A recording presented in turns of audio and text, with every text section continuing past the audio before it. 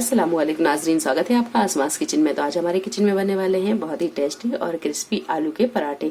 आप इसे लंच में बनाएं या डिनर में या फिर ब्रेकफास्ट में, ये बहुत ही मजे के लगते हैं। तो चलिए शुरू करते हैं हम इसे बनाना।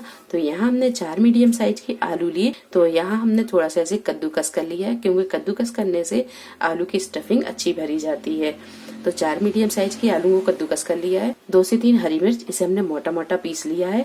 आधा नींबू का रस लेंगे, बारीक कटा हुआ हरा धनिया, हाफ टी स्पून हल्दी पाउडर, हाफ टी स्पून कुटी हुई लाल मिर्च, 1 टीस्पून सौंफ का पाउडर, 1 टीस्पून कसूरी मेथी, हाफ टी स्पून जीरा पाउडर, हाफ टी स्पून अजवाइन और 1 टीस्पून नमक और एक छोटी साइज की प्याज को बारीक काट लिया है। तो सबसे पहले ये सारी चीजों को हम आलू में मिक्स कर लेते हैं। आलू में डालेंगे ये प्याज, हरा धनिया, हरी मिर्च और ये सारे पाउडर मसाले। आधा नींबू का रस डाल देंगे। सारी चीजों को अच्छी तरह मिक्स कर लेंगे। आलू में सारी चीजों को अच्छी तरह मिक्स कर लिया है। आलू में जब सारी चीजें अच्छी तरह मिक्स हो जाएं, तब बनाते हैं हम इसके पराठे। तो यहाँ हमने गेहूं के आटे को गूंद कर रखा है, जैसा कि हम रोटी चपाती के लिए गूंदते हैं, हमने वैसा ही आटा गूंदा है। सिर्फ इसमें हमने थोड़ा सा नमक डाला और इसे पानी से इस तरह नरम आटा गूंद लिया है। तो अब हम बनाते हैं इसके पराठे। पराठे बनाने के लिए सबसे पहले हम लोई तैयार कर लेंगे। तो यहाँ हमने सूखा आटा ले लिया है। अब हम ये लोइयों को तोड़ेंगे। तो जब हम स्टफिंग वाला पराठा बनाते हैं तो लोई हम थोड़ी सी बड़ी बनाते हैं। तो यहाँ हमने थोड़ी सी बड़ी लोई ले ली है। लोई को इस तरह करेंगे और इस तरह की लोइयां बनाकर हम तैयार कर लेंगे। लोइयां हमने बना ली हैं। अब सूखा आटा लगाएंगे लोई पर और इसे हाथ से हम थोड़ा सा इस तरह बड़ा कर लेंगे। तो लोई को हमने हाथ से थोड़ा सा इस तरह बड़ा कर लिया है। अगर आपसे इस तरह नहीं बने तो आप बेल कर थोड़ा सा ऐसे बड़ा कर लें। डालेंगे हम इसमें आलू की स्टफिंग। स्टफिंग को हम बहुत ज्यादा भी नहीं भरेंगे, बहुत कम भी नहीं रखेंगे। चारों तरफ इस तरह फैला देंगे। अब इसे हम इस तरह उठाएंगे और इस तरह बंद करते जाएंगे।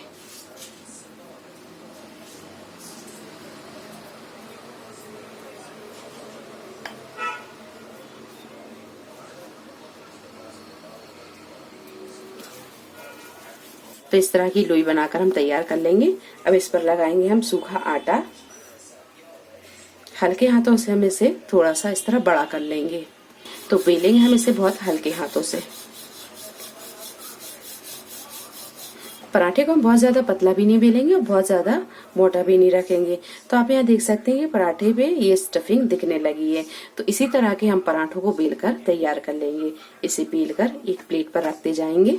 तो यहाँ हमने ये 3 पराठे बना लिए हैं। अब इसे हम सेक लेते हैं। गैस पर हमने तवे को गरम कर लिया है। अब इस पर डालेंगे हम ये आलू का पराठा।